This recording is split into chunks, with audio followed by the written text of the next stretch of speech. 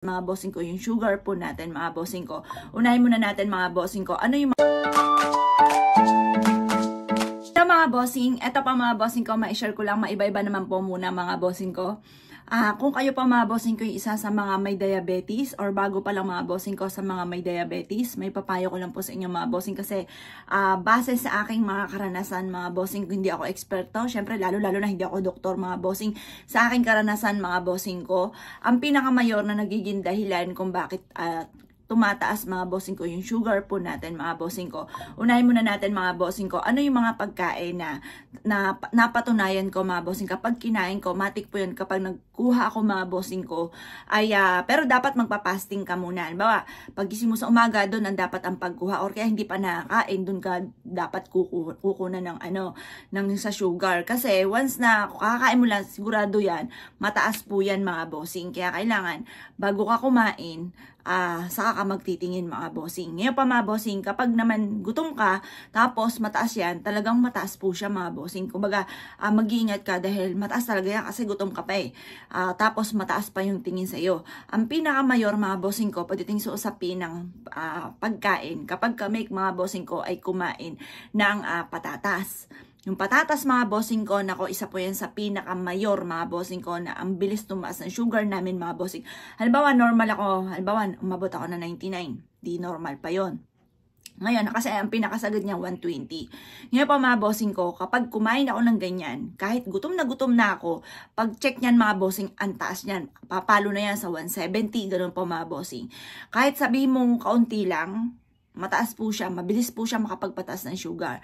Ganon din po mga bossing ko, ang isa sa mga pinakamatindi ay yung pizza. Isa rin po yan sa pinakamalupit mga bossing ko. Kumbaga, na-share ko lang ito mga bossing ko ha, na kapag ako'y mababa yung sugar ko, tapos biglang kumain ako ng ganyan, siguraduhin ko na natataas po yan. Kaya parang ang pinakakalaban ko talaga mga bossing ko, pagkain. Yung bati po parang naglalaway ka na, ang sarap kumain ng ganito, ng ganyan mga bossing.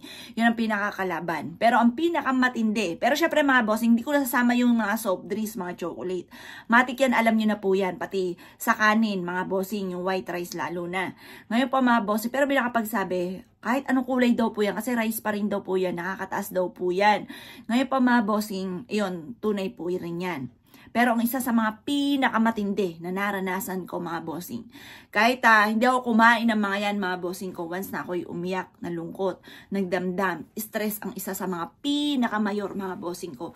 Napatunayan ko po yan mga bossing ko. Kumbaga, sinishare ko lang sa inyo kung ano yung mga nangyari po sa amin, kung ano yung nangyari sa akin, kung ano yung mga, lalo na sa mga patating sa mga pampaswerte. Dahil yun lang din talaga, doon ako nagsimula mga bossing. At ito naman, sinishare ko sa inyo mga bossing ko, kung ano yung mga napag-aralan ko na kapag ako'y, kahit nagda-diet ako, kahit di ako kumain ng pizza, hindi ako kumain ng fries, hindi ako kumain ng kanin, sobrang diet ko na mga bossing ko, once na may pumasok sa isipan ko, lalo na yung aking anak, at nai-stress po ako mga bossing, nalulungkot po ako, yun, biglang biglang boom, biglang mga bossing, biglang taas kaagad siya mga bossing. Kaya may papayo ko mga bossing, magpayo di ba mga bossing?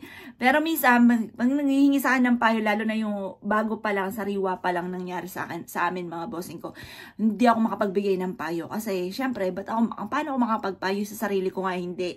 Yan, kaya sa mga pampaswerte, kaya sinishare ko dahil nangyari talaga sa amin mga bossing. Eto naman, sinishare ko sa inyo dahil nangyari talaga mga bossing ko na doon ko napatunayan ilang beses na mga bossing ko, pero tanong nyo rin sa iba mga bossing ko, lang sa mga doktor talaga mga bossing, pero yung sinishare ko sa inyo base lang sa aking karanasan, talagang yung stress ang isa sa mga pinakamayor na nagpapataas na yung sugar mga bossing.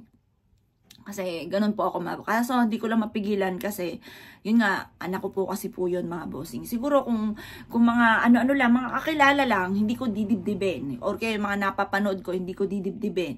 Nalulungkot ako pero hindi ko didibdibin. Pero dahil nga po sa anak ko, ang hirap. Kahit kontrolin ko, bigla na lang siyang namimiss ko. Nasaan na yung anak ko? Yung ganun mga bossing. Biglang pumapasok sa isipan ko. Kaya para sa akin, parang ang hirap kontrolin. Ang hindi ka ma-stress, hindi ka malungkot, hindi ka umiyak mga bossing. Yan, payo ko lang po yan mga bossing ko sa mga may diabetes. Or kaya sa biglang tumataas yung sugar, maaaring nai-stress ka. Kaya ganun na nangyayari po sa inyo.